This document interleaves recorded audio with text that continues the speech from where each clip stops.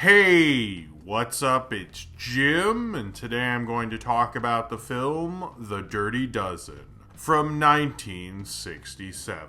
The Dirty Dozen came around at an interesting time in American cinema. It came out in 1967, but if you notice, when most people talk about 1967, they talk about The Graduate, they talk about Bonnie and Clyde, they talk about a lot of movies, but they don't really talk about this film. And I think there's a specific reason for that. It's because The Dirty Dozen does not feel like it's part of New Hollywood. It does not feel like it's part of this newer, younger demographic that's seeing more movies, but it actually both appeals to them and their parents, which is pretty remarkable, especially for 1967, when not a lot of movies were really doing that. There was a thing at the time called the generation gap, which you could probably say even with millennials and baby boomers now, but maybe it was used as a phrase probably before with previous two generations dealing with each other, but it was well known at the time for being called the generation gap, and very clearly because there's a gap in terms of cultural things. But The Dirty Dozen did something very smart, is although The Dirty Dozen is a film about World War II, and although it is very violent, and although it's very anti-authority, and although it's all these criminals going on and doing a World War II mission, it could talk about things like Vietnam. It could get into the spirit of the times while still making your dad happy because he's seeing a World War II movie. And they're criminals, so of course they're not going to like authority. You're a hippie kid who loves the Rolling Stones and you see The Dirty Dozen, you're going to like it too. It's violent, it's controversial, it's fun, and it has this energy to it that not a lot of films in 1967 have. And obviously it is the film that would later influence Suicide Squad, because David Ayers actually flat out said that, and if you know his work it totally makes sense. But also it is the original film really that came up with the whole idea of getting a bunch of criminals together and having them go on a suicide type of mission. But The Dirty Dozen is so excellent and smart at what it's doing because it has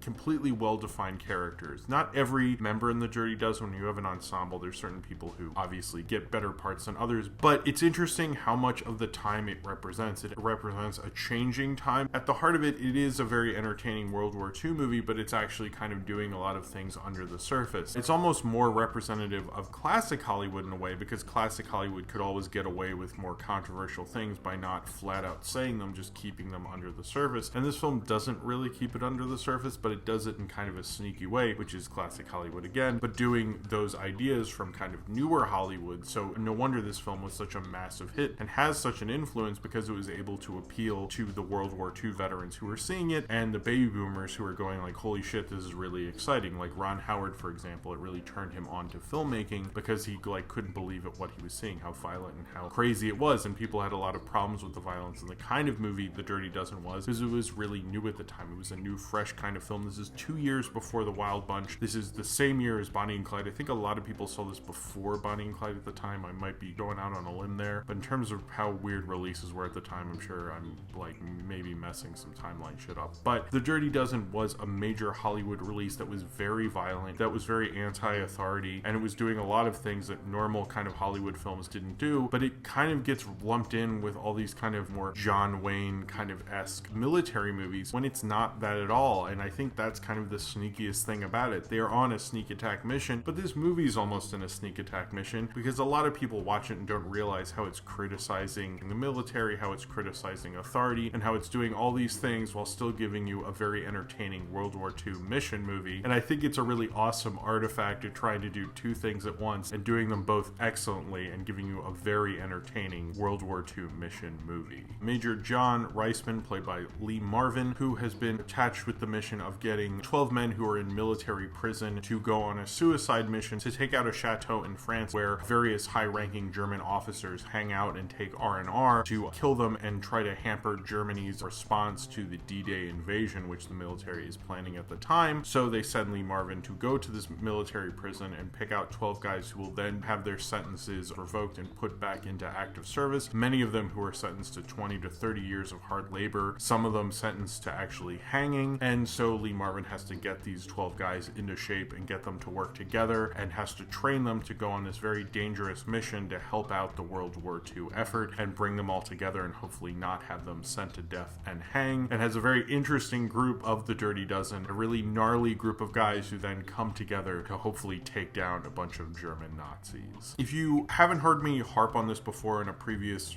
review of a World War II movie, how we adapt and what stories from World War II we choose to adapt usually almost has more to do with the time that that story is being adapted in than when the story actually took place in World War II. You can actually see that in films that are made during World War II and after World War II. Two great examples I can think of, mostly because I'm a William Wellman fan, story of G.I. Joe taking place during the war when they didn't know it was going to end, which is very existential in a way. And then you look at Battleground, which has a more pleasant view of World War II because it's after the war. So as the same example would be with The Dirty Dozen, as this is actually trying to say something more about Vietnam and kind of the horrors people were witnessing on the nightly news at the time. And director Robert Aldrich did that very purposefully, but also how you have all these guys who clearly do not like the military police, do not like high-ranking officials because they've all been put into military prison for various reasons. And they are very anti-military, anti-authority. But that makes sense for World War II because, of course, these guys are in military prison. So he found a story that would very much work for 1967, when you had a large group of the youth who were very much questioning the authority at the time. And Dirty Dozen was there to kind of give you a common enemy that everybody can hate, which are the Nazis. Because who doesn't hate Nazis except for like Nazis? It's kind of genius in a way, because I don't see a lot of films really trying to do what The Dirty Dozen does, really. Although it was incredibly violent for the time, it's kind of shockingly violent. It's almost violent in terms of modern films now, but I think they kind of got away with it because who doesn't mind killing a bunch of fucking Nazis? And it had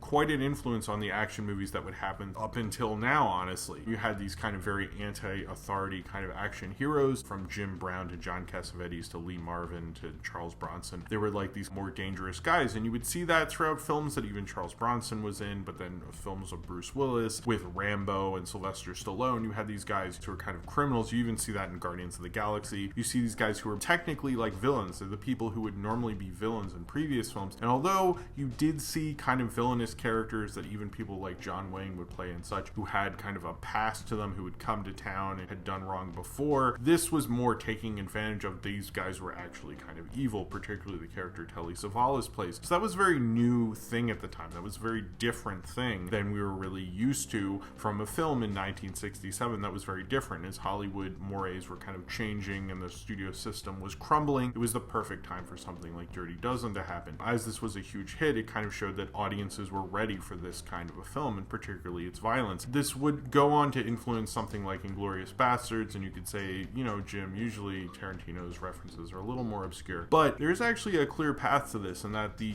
original film called Inglourious Basterds, not the film that Tarantino directed, which was obviously an influence on Tarantino's Inglourious Basterds, was kind of a remake of The Dirty Dozen. And if you watch The Dirty Dozen, there's a clear influence, particularly because they're attacking and killing Nazis at a social engagement that feels very similar to the end scene in Inglourious Basterds. So if you watch The Dirty Dozen, I feel there's a definite influence in there, and I think Tarantino probably loves the shit out of this movie because it's like just so much fun. I love how this movie flows. I love how much fun the characters are. I love the character interactions. I actually prefer this, honestly, to The Great Escape. I love The Great Escape. I'm not slagging off The Great Escape. I'm not saying it's a bad movie. I still like The Great Escape, and Charles Bronson is in that as well, but I think The Dirty Dozen is probably a lot more fun, frankly. The Dirty Dozen has a certain flow to it that's just like you can't help but like it. I can kind of understand why probably someone went with this with their dad. They're like, hey dad, do you want to see this World War II movie? You go, oh yeah, I'm there. And then they go together and probably had a great time, and then would argue about how he should cut his damn hair and stop listening to Beatles records too loud or something. I don't know, 67. You kind of can't help but love the energy of it, much like a film like, I think, Guardians of the Galaxy, where, you know, I don't think a lot of people who like Guardians of the Galaxy would necessarily be as into it, but they love it because of the characters. And they're so well defined within this film, like very well defined within The Dirty Dozen, that it's almost like kind of shocking how smart it is. Now, they had an amazing cast, and I'm sure I will not give everyone their just due. There's so many great actors in this. I had seen The Dirty Dozen before seeing it again to review it for this video, and I honestly forgot how many great actors are in this. It's just fucking insane. The cast they have in this is beyond belief. You have Lee Marvin in the lead role. Lee Marvin's amazing, and he's perfect for it, and it just like makes me love Lee Marvin all over again. He's probably the character who gets the most screen time, but he was obviously kind of the lead, and I thought he did a great job, even though apparently he was drunk and kind of an asshole behind the scenes. Charles Bronson apparently hit him at one point for showing up drunk and hungover so many times. But but you can tell that on screen, which shows a true Hollywood professional, which Lee Marvin very much was. He kind of centers the film in a way. He definitely understands where they're coming from, and you feel like he definitely has a dangerous past that you almost like don't really know about. And it's kind of like that cool dad who, you know, like partied a little too much 20 years ago, but still kind of carries that attitude and questions authority, and he's almost perfect for this film. And Lee Marvin is like too cool to not understand. As that kind of like Hollywood star perfection to it. It very much, you know, obviously like Brad Pitt was doing the same thing kind of in Inglourious Bastards, but you almost understand that you're going to fade into the background. But so many of the actors in this understood they have to really have a unique personality, and it's almost like Lee Marvin didn't give a shit because he's Lee Marvin, so of course he has a unique personality. Ernest Borgnine's not really in this movie enough. I love me some Borgnine. Ernest Borgnine's great in anything. A lot of these guys understood what it's like to be a character actor. This is almost a uniquely character actor type of movie. Charles Bronson is great. Charles Bronson was obviously in The Great Escape and this, and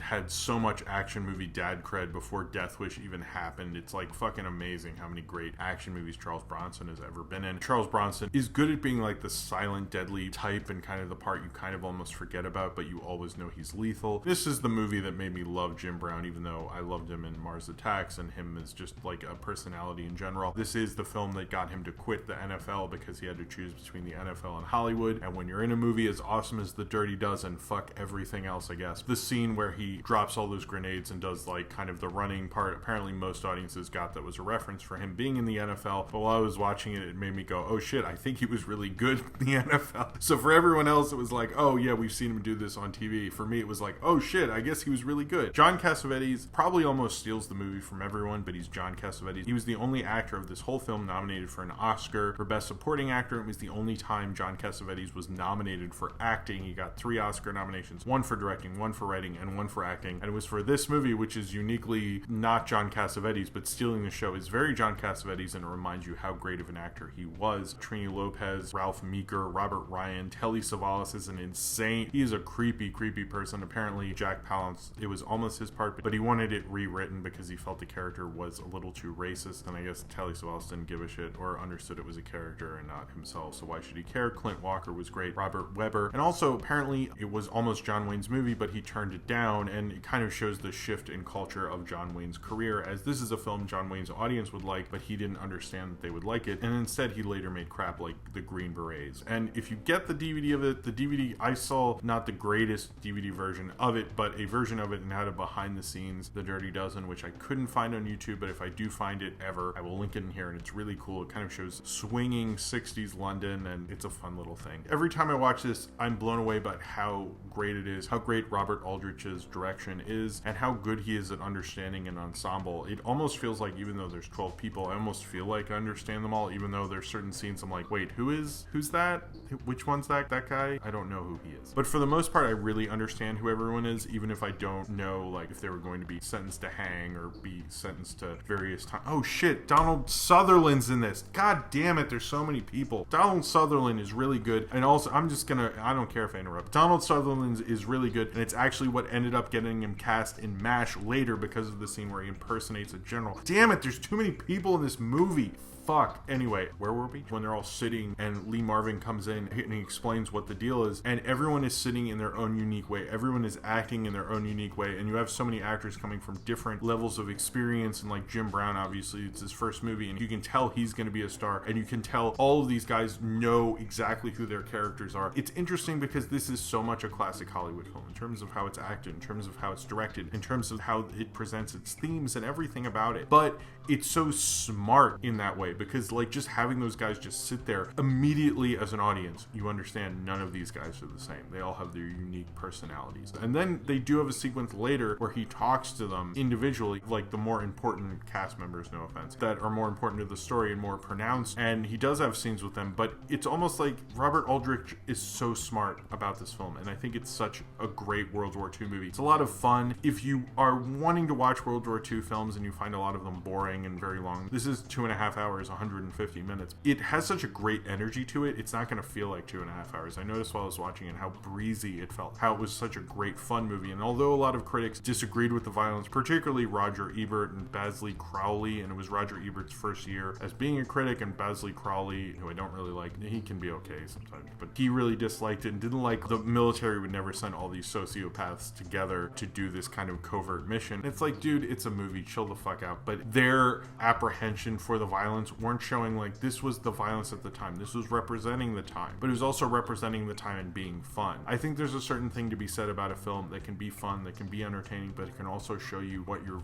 worldview is at the time. And sometimes I think that was a little too much for people. It influenced so many filmmakers and so many directors that we see everyone from Ron Howard to Tarantino to David Ayers, and it just keeps going. And it's because this movie was a lot of fun and had a great energy to it, and because it's very much a dad movie, but it's very much an entertaining dad movie where you had a great time with your dad. I do love The Dirty Dozen. I had a great time with it, but it is very much a fun movie, and a fun movie that understands very well how to tell its story. Is it the greatest action movie in the universe? No. But I think it very much well established what was going to happen to action movies after it. I think it leaves a big wake in what was going to happen after it. It honestly doesn't get enough respect for what it really did, because it kind of did it in a very covert kind of a way, but almost didn't as well. I think The Dirty Dozen is one of those action movies everyone should see, because not only are you going to have a good time, but you're going to understand how did we go from westerns to action. And although Sergio Leone and Peckinpah had a lot to do with it, I think The Dirty Dozen did as well. And it's a hell of a great time to watch and a hell of a great movie to sit through, and you can understand why people would want to rewatch it again and again. It's one thing to talk about good filmmaking and great filmmaking, but it's another thing to talk about good and great filmmaking and how entertaining and rewatchable it is. And The Dirty Dozen, to be honest, after I watched it, I honestly felt I'm probably going to watch this 10 to 20 more times within my lifetime, if that, just because I have such a great time with it. Just because I love seeing all these characters and all these actors, and then forget about half the people who are in it, because I didn't even mention Richard Jekyll. There's just too many people in this movie, but it's just amazing at what it's doing. And although there's plenty of great ensemble action movies at the time, The Dirty Dozen just has this like dirtier feel. You do feel like you're with these criminals who are against authority, and it doesn't honestly feel like a World War II movie at the time. It feels like almost anti-authority Vietnam film, and that's what's so great about what Robert Aldrich did. He kind of made an anti-World War II, anti-war movie while still making a very World War II Hollywood movie, and I don't think there's a lot of directors and a lot of films that could ever do that as well as Robert Aldrich did with The Dirty Dozen, and why it's a classic that holds up even to this day. So if you have seen The Dirty Dozen and you would like to talk about it, then comment below in the comments and subscribe if you would like to.